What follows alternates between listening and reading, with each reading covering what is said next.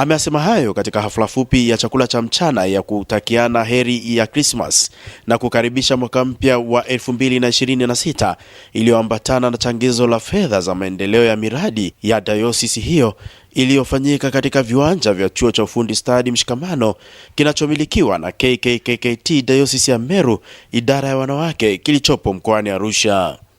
Amesema kuwa msisitizo mkubwa umewekwa katika kuhamasisha washarika kutumia mikono yao na rasilimali walizonazo kujenga dayosisi hiyo, ambapo ametaja baadhi ya miradi inayotekelezwa hadi sasa.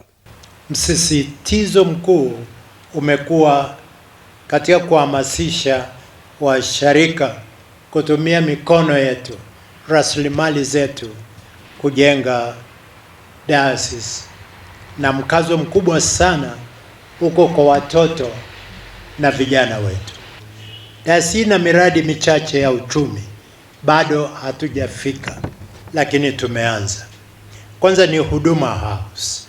Jengo la Huduma House limekamilika na limekodishwa kwa wafanyabiashara wanaolipa kodi kwa mwaka. Mradi wa kahawa ni mradi wenye lengo la kuboresha na kuinua kipato cha wakulima wa kahawa eneo la Dayosisi ya Meru. Sambamba na mradi huu, kuna mradi wa maji Kikwe na mradi wa maji Karangai.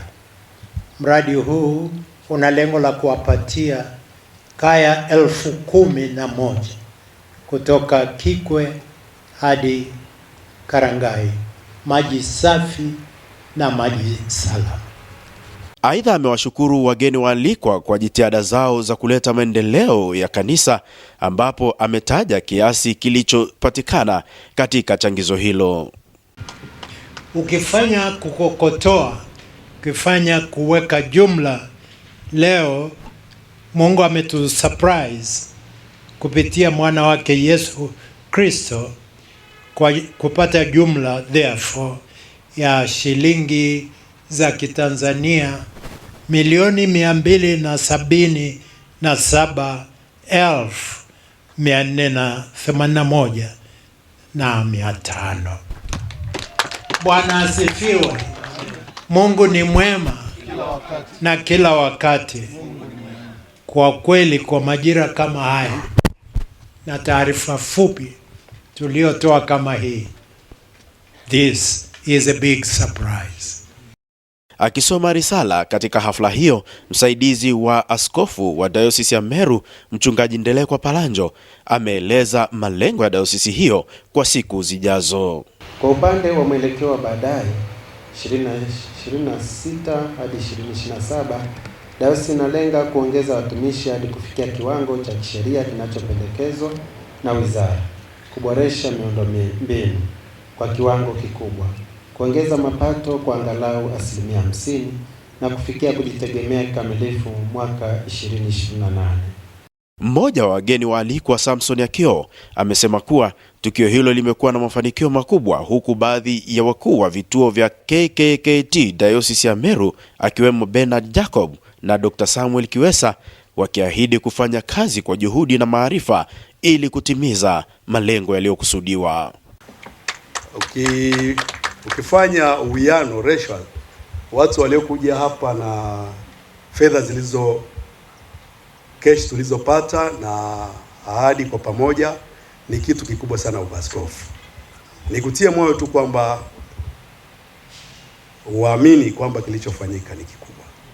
Maono yangu ni kuona kuwa vituo vyetu vinaendelea kuimarika, lakini pia vinaendelea kukua zaidi, na ni maono ya dayosisi pia kuona kuwa mbeleni tunaweza kwenda kuwa na elimu za juu zaidi, kwa kuwa sasa tumeanza kuimarisha kutoka chini kwenda juu. Kwa naamini na huko tutaka kuelekea tunaweza kwenda juu zaidi ya hapa ambayo tulipo, na kutoa pia elimu iliyo bora zaidi ya tunayoitoa. Tunatoa elimu bora, lakini tunahitaji kutoa elimu bora zaidi na kutoa vijana ambao wataenda kuwa bora katika taifa letu na watakwenda kutumika kwa utaratibu na ufanisi, lakini pia kwa nidhamu na heshima ile ya kanisa. Tumelipokea kwa moyo wa kufanya kazi sana ili kuweza kuungana na maono ya Baba Askofu kuendelea kuhakikisha hivi vituo vinatoa huduma bora zaidi.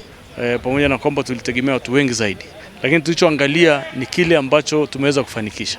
Kwa kweli harambee imefana, na kwa watu hao waliofika tunaona kama tumevuka malengo. Kiasi cha zaidi ya shilingi milioni 250 zimeweza kuchangwa na kupatikana katika hafla hii fupi.